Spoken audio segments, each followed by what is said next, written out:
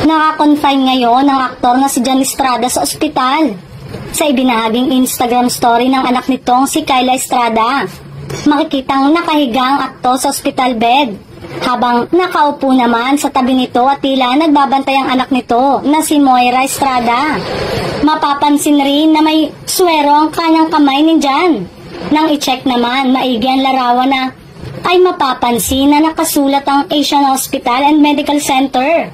Wala pa namang inilalabas na detalye ang pamilya ni Jan kung ano ang naging sanhi ng pagkaka-ospital ng aktor. Konklusyon ng iba ay tila matatagalan na mapanood ng aktor sa serye nito na Batang Quiapo.